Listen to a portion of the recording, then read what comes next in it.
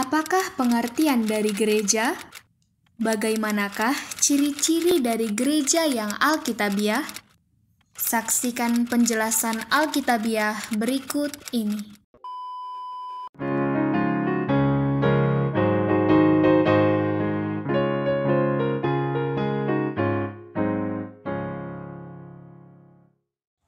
Ya, kembali bersama dengan saya Gembala Are, dan saat ini saya ingin menjelaskan kepada Bapak Ibu sekalian perihal mengenai gereja, begitu ya. Gereja itu berasal dari bahasa Portugis ya, artinya igreja, dari igreja, dan bahasa Indonesianya itu harusnya jemaah atau jemaat, atau juga bisa sidang. Dan kalau dalam bahasa Yunaninya adalah eklesia. Eklesia itu punya pengertian orang-orang yang berkumpul di suatu tempat dengan sebuah agenda. Ya, jadi sidang memperbincangkan satu hal, begitu ya, satu hal yang penting. Ya, jadi gereja itu adalah kumpulan orang-orang. Ya, kumpulan orang-orang. Jadi pengertian eklesia secara umum itu. Nah, pengertian secara khusus atau spesifik terhadap orang percaya, eklesia dalam perspektif Tuhan Yesus atau perspektif Alkitab, itu adalah kumpulan orang-orang yang percaya. Kumpulan orang-orang yang telah diselamatkan, yang berada di suatu tempat. Tuhan Yesus mengatakan bahwa jemaat itu adalah tubuhnya, dan dia adalah kepala. Kalau kita baca misalnya di dalam Matius pasal yang ke-18 ya, ayat yang ke-20, dikatakan bahwa sebab di mana 2 atau 3 orang berkumpul dalam namaku, di situ aku ada di tengah-tengah mereka. Begitu ya. Jadi ini bicara tentang jemaat. Jadi sebuah jemaat atau sebuah gereja akan menjadi tubuh Tuhan apabila gembala dan yang digembalakan itu telah dilahirkan kembali. Ya, telah dilahirkan kembali. Itu syarat mutlaknya. Jadi sebuah jemaat itu menjadi tubuh Tuhan apabila 2 ornamen itu ada. Yaitu ada gembala yang sudah dilahirkan kembali, yang cakap mengajar, yang sudah memenuhi syarat, dan ada jemaat yang digembalakan, begitu. Nah, kalau kita merujuk kepada Matius pasal 16 ayat yang ini 18 ya. Ketika itu Tuhan Yesus sedang berbicara kepada muridnya secara khusus kepada Petrus. Ya, dia berkata begini, Matius 16 ayat yang ke-18, dan aku pun berkata kepadamu, engkau adalah Petrus, dan di atas batu karang ini aku akan mendirikan jemaatku, dan alam maut tidak akan menguasainya. Nah saudara, ini adalah pernyataan Tuhan Yesus kepada murid-muridnya. Sebab pada awal-awal sekali mulai pasal yang ke-5, Tuhan Yesus memperkenalkan dirinya kepada bangsa Israel bahwa dia adalah Yehova yang datang dalam daging. Dia adalah Mesias, yaitu Tuhan yang menjadi manusia. Tetapi bangsa Israel tidak menerima dia. Maka Tuhan mempersiapkan sebuah institusi baru yang akan menggantikan posisi atau jabatan bangsa Israel sebagai pemberita kebenaran kepada umat manusia. Ya, jadi Tuhan memilih bangsa Israel itu adalah untuk menyampaikan kabar baik kepada bangsa-bangsa bahwasanya Sang Juru Selamat nanti akan datang. Juru Selamat itu akan lahir dari bangsa Israel. Ia datang menurut Alkitab, Yohanes 1 ayat yang ke-11, ia datang kepada milik kepunyaannya, tetapi milik kepunyaannya itu tidak menerimanya. Artinya mereka menolak secara kebangsaan. Tentu kita percaya ada yang percaya secara personal. Ya, seperti misalnya para murid-murid, ada Paulus dan yang lain, tetapi mereka tidak bisa mewakili bangsa Israel. Sebab yang mewakili bangsa Israel itu adalah para tua-tua, para imam, dan orang-orang Farisi. Mereka lah sebetulnya yang harus mengumumkan kepada bangsa itu bahwa Mesias telah datang. Tetapi mereka sebagai sogo guru, mereka sebagai pemimpin bangsa itu menolak dia. Maka Tuhan mendirikan atau mempersiapkan sebuah institusi baru yang akan menggantikan posisi bangsa Israel. Itu disebut dengan gereja. Ya. Atau belakangan lebih ini lagi disebut dengan orang-orang Kristen, yaitu orang-orang yang percaya bahwa Yesus Kristus adalah Tuhan dan Juru Selamat. Nah saudara, latar belakang berdirinya gereja adalah karena bangsa Israel menolak Sang Mesias.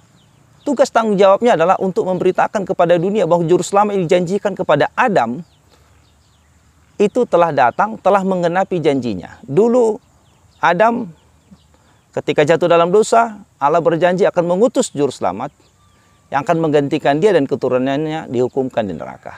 Dan itu digenapi oleh Yesus Kristus. Dan gereja atau orang-orang percaya harus memberitakan itu semaksimal mungkin, secepat mungkin. Makanya Tuhan Yesus berkata, sampai ke ujung bumi. Gitu.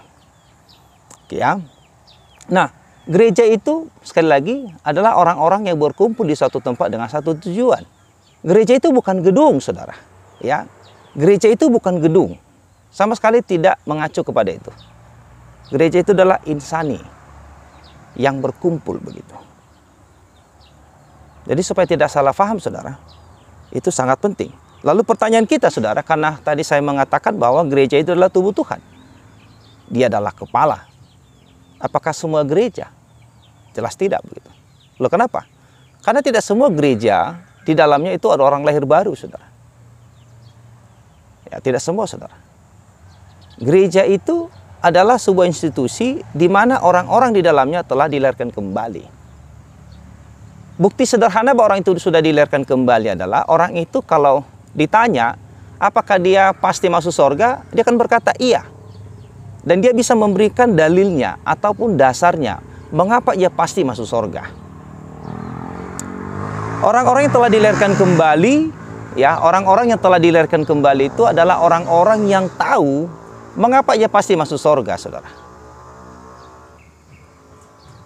Jadi bukan hanya statement semata. Jadi yang pertama, mengapa orang yang percaya kepada Yesus Kristus sebagai Tuhan Selamat pasti masuk surga? Yang pertama, ketika dia percaya dengan segenap hatinya, dengan penuh pengertian, maka semua dosa-dosanya diampuni. Ya, ketika dia percaya pada Yesus Kristus sebagai Tuhan Selamatnya, dia bertobat, maka semua dosa-dosanya diampuni. Dosa mulai dari dia lahir sampai dia mati telah dia tanggung oleh Sang Juru Selamat. Itu yang pertama. Yang kedua, ketika ia menjadi percaya, maka ia dimeteraikan dengan Roh Kudus. Itulah jaminan bagian dia sampai di sorga. Jadi saudara-saudara, orang yang mengatakan dirinya sudah dilahirkan kembali, tentu saudara dia memiliki rasa benci terhadap dosa. Ya, ada rasa syukur dalam kehidupannya, ada rasa haus akan kebenaran. Ya, ada kerinduan dia untuk bisa bersama-sama berkumpul dengan orang-orang yang punya iman yang sama. Dan ada kerinduan supaya orang lain diselamatkan. Kalau tanda itu tidak ada, maka mustahil. Semua dosa diampuni. Kalau begitu bebas berbuat dosa? Oh jelas tidak. Orang yang telah diselamatkan hidupnya, dia akan segan berbuat dosa. Dia akan malu berbuat dosa. Ya, dia akan berduka ketika ia berbuat dosa. Dia tidak akan senang dengan hal itu. Jadi saudara-saudara, sekali lagi gereja itu bukanlah gedungnya. Lalu timbul pertanyaan, karena definisi daripada gereja itu adalah orang-orang yang berkumpul di suatu tempat, maka dengan demikian gereja itu bersifat lokal, tidak mungkin bersifat universal. Gereja universal itu seperti ini maksudnya, bahwa seluruh kekristenan di muka bumi ini satu tubuh. Itu pemahaman yang keliru. Kenapa? Karena tidak sesuai dengan definisi gereja itu sendiri. Mengapa? Karena gereja itu harus pernah berkumpul di suatu tempat. Ya, jadi ketika kita pulang dari pertemuan jemaat, itu kita tidak sedang bergereja. Nah, pada saat kita melakukan pertemuan jemaat, itulah namanya bergereja atau berjemaat. Jadi kita adalah bagian daripada tubuh Tuhan. Seperti itu ya. Nah, jadi ini perlu dipahami supaya tidak terjadi kesimpang siuran begitu ya. Gereja itu Tuhan dirikan adalah untuk menggantikan bangsa Israel sebagai tiang penopang dan dasar kebenaran. Ya, 1 Timotius 3 ayat 15. Ya, 1 Timotius 3 ayat 15 bahwa gereja itu adalah tiang penopang dan dasar kebenaran. Artinya siapapun yang ini mencari kebenaran, maka mereka harus mencarinya di dalam gereja. sebelum gereja berdiri, maka tiang penopang dan dasar kebenaran itu ada pada bangsa Israel. Ya, ada pada bangsa Israel. Ada bangsa Israel menolak, maka Tuhan dirikanlah yang namanya gereja, begitu ya.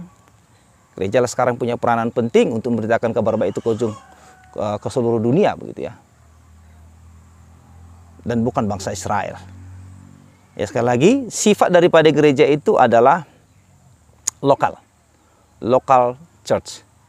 Jadi bukan seluruh kekristenan di muka bumi itu satu tubuh, tidak. Tuhan menghendaki kita memiliki satu kesatuan iman yang sama, tetapi bukan satu organisasi.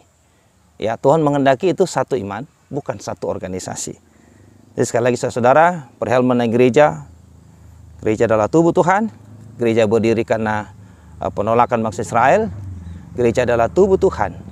Gereja adalah orang-orang berkumpul di satu tempat dengan satu tujuan yang jelas. Semoga penjelasan singkat ini memberkati kita. Tuhan Yesus memberkati. Amin. Jika saudara-saudara merasa terberkati dengan video ini, silakan like, subscribe, dan share supaya semakin banyak yang mendapat berkat rohani dari video ini. Tuhan memberkati dan Maranatha.